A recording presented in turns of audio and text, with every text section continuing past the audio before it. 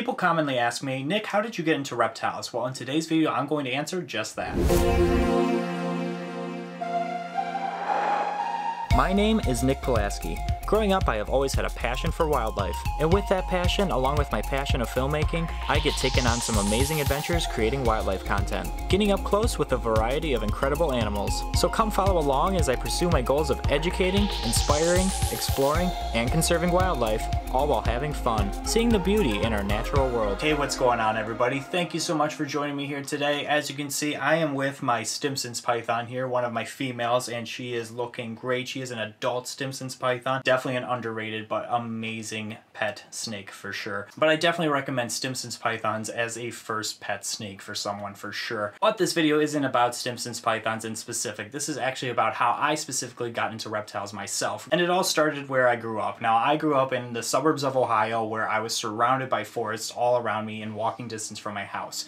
And I was super lucky for that because I could literally just step outside and I could walk into the forest, I could walk to ponds, and I could go looking out for garter snakes or rat snakes or frogs or toads and turtles and all sorts of different things. And it was an amazing, amazing thing to just easily walk outside and do that. No, not everyone can do those types of things. Some people live in cities or they don't live near forests or anything like that, or near certain species of snakes or anything like that wildlife related. Now, pinpointing where I initially got into reptiles, that's something that's a little bit foggy for me.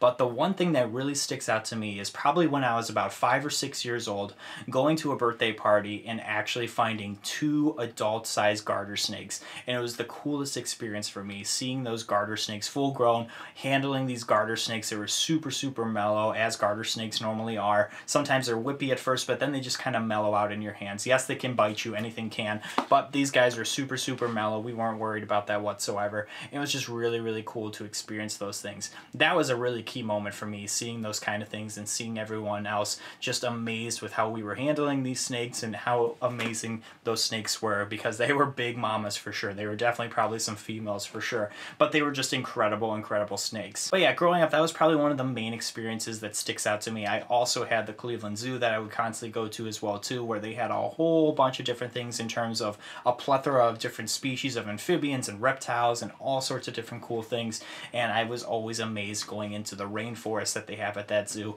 and seeing all the different exhibits of dart frogs and tree boas and rat snakes and all these different really cool things, tortoises and turtles. It was just a really, really cool special time being at that zoo, seeing all those things. And I would constantly be asking my parents to go to the zoo just to see the rainforest and all the different reptiles and amphibians there. The crocodilians they have gharials there, and a dwarf caiman, really cool stuff that you couldn't see anywhere else. And that was where I got infatuated and really fascinated with wildlife. So yeah, growing up, going to that zoo and going outside in my own backyard and just going out and looking for different reptiles and different amphibians and seeing what I could find in the wild was always an exciting time for me for sure. So mainly growing up, that's how I spent my spring, my summer, and even my fall months doing those types of things. Now, more so in the winter time, that's kind of where we were just kind of hunkered down while it was snowing outside, and that's when I was kind of watching more so like wildlife programming in terms of like David Attenborough, Steve Irwin, Jeff Corwin, all bunch of different people, watching all their stuff on the TV. It was really, really cool to see all that kind of stuff. And then when spring would roll around again, I would gain all this new knowledge and experience and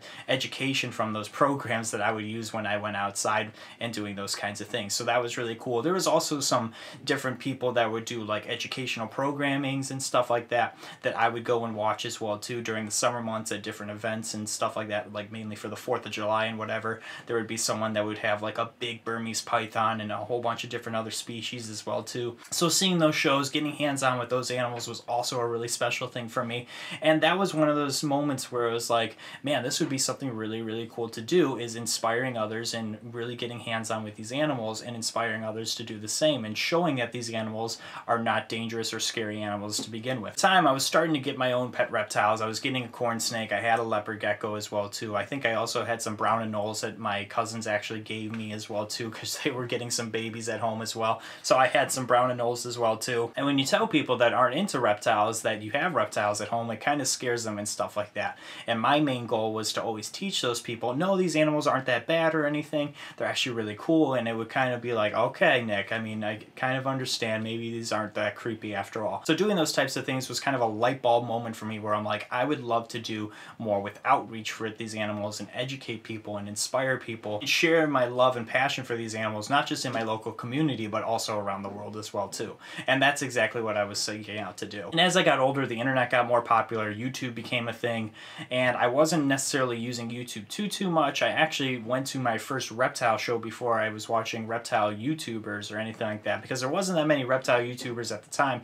But I actually discovered my first reptile show, which was actually the Cleveland Reptile Show, and I was like, wow, this is actually a really cool thing. So I went to my first reptile show, and that kind of opened the whole door for a whole bunch of different things. I walked in and I was like infatuated and just mesmerized by like all these different people with all these different species just working and sharing their passions. It was just incredible because I would walk in there and I was talking to a whole bunch of different people and just listening to their stories, how they got into animals and why they work with the species that they did.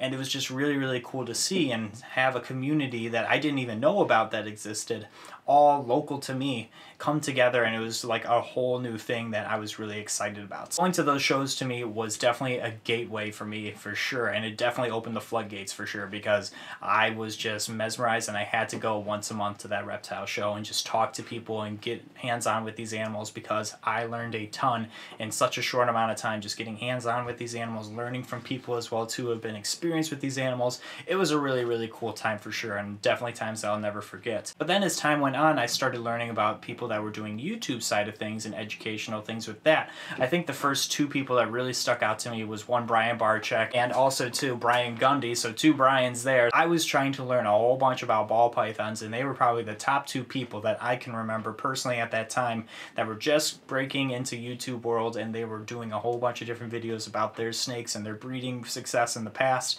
That was what was really interesting to me, and all the genetics involved. It was another huge thing that just kind of opened a whole bunch of stuff in my mind, like, wow, not only can I get hands-on with these animals and teach people about these animals, but I can also produce some really cool looking animals and do some fun things with that as well. So that was just another added thing that was really, really fun for me. So at the time I wasn't necessarily thinking about doing any breeding projects, but I was definitely interested in the morphs. So I would do day and night just watching all these different YouTube videos about the genetics of ball pythons. But yeah, I was learning all the genetics at this point in time. So I was learning all the different morphs at the time, the base morphs that a lot of people know and love today, and learning about some new genes that were up and coming and stuff like that, way before all these other ones that are popping up now and stuff like that. So I definitely have to do my research a little bit on some of the newer ones that are coming on, but it's definitely interesting to see where the ball python market was and where it is today. And even before I learned about these genetics, I mean, it's crazy the night and day difference from when I first started getting into genetics and when it first started its craze in the 90s. That's also a crazy thing as well too to think about. There wasn't that many genes, but now all these genes are all plentiful, and there's a whole bunch, thousands of different genetics and morphs. It's crazy to think about. But regardless, that's what I got into, is the genetic side of things. I love those kind of things. I love biology growing up in school as well too. It was one of my favorite sciences. So learning about the genetics, the Punnett squares, all those different things was really, really cool. And then I was thinking about, well, man, maybe I should think about getting into some breeding projects as well too. And I started investing into snakes and doing those kind of things 10 years ago, which was really cool. Started getting my first ball python females, and I started raising them up, and I started getting some males. Really wanted to get into some pied projects because I loved pieds, and I still love pieds to this day. I think they're incredible. So doing stuff with those projects was always the beacon for me, is doing a lot of cool things with pied, and it still holds true to this day. Regardless of my projects, I'm trying to do a lot with pieds. But in those in-between years while I was raising those animals, what was really special to me was when I was watching those YouTube videos, all the outreach that was happening and the education that was happening during those videos. And I was like, well, I also have a passion for film as well too, and photography. And I started uploading and posting my own videos as well too. And the traction just kind of was slim, but I mean, that's totally fine. It was just for fun at the time. And then I started building more traction and doing more with it and working harder at it. And I mean, it is to where it is today, all these years later. The rest is history. But that's kind of where the culmination happened. It wasn't just one specific moment that got me into reptiles. There's a whole bunch of different things. But I would say the main reason that this passion for reptiles always grew was my interest level in them and how fascinating all these species were, and wanting to share that information with other people, and the outreach doing that as well too. That was my main thing. Wildlife conservation, helping people get over their fears of snakes, realizing what's in their own backyard and how they can cohabitate with them and not want to kill it with a shovel or anything like that, or shoot it or whatever. Doing those types of things, that was always important to me. And I definitely have seen people that were weary of snakes turn to people that had an interest in snakes. Even buying a snake at the end of the day was something that was really cool. I'm not trying to push sales on people, but seeing people have so much of an interest from where they came from, being so scared, and actually having interest to own a pet snake of their own or a reptile of their own. That was really cool, starting to see those kind of things, and inspired me to keep constantly pushing the envelope to do further outreach and do those kind of things. And that's what's great about the internet, is doing those kind of things, meeting more people in the reptile community as well too. Both local shows and when I travel out to shows, I mean, meeting so many different people and making so many great connections and friends along the way. That has been also really, really special as well too, is meeting a whole bunch of people that can relate to all these reptiles and share stories, share different ideas, and share different things about the animals. That's really, really cool and special to me as well too. But yeah, it's super cool to see after time passing how it all started with snakes for me personally, and now I have geckos, I have tortoises, and I'm just so in love with all the species that I personally work with. And it's just really cool to see how things have transpired over all these years for me personally. And it's not even just about owning these animals, but learning about these animals as well too, and teaching people, and the outreach and stuff like that as well. That's been really important for me. That's why I continue doing what I do. So it wasn't one specific moment that really sparked the interest for me. It's been a whole bunch of different things throughout the course of my life where reptiles have been a beacon for me, and something really, really cool and special that holds a special place in my heart, that's for sure. But let me know what you guys think down in the comments. If you guys have any questions down below for me, I would love to answer those. But I also want to hear from you guys. How did you specifically get into reptiles? I want to know that down as well too. So let me know down in the comments below how you got into reptiles. But thank you guys so much for watching today's video. I hope you guys enjoyed the story. If you guys could do me a few favors, if you could like this video and subscribe to the channel, I would greatly appreciate it. It helps this channel tremendously when you do those things, as well as hit that notification bell so you know when I upload. Definitely check me out on my social media as well too. We've been posting some really fun content there, so you don't want to miss that as well too. Thank you guys so much again for watching, and until next time, we will see you guys soon. Take care.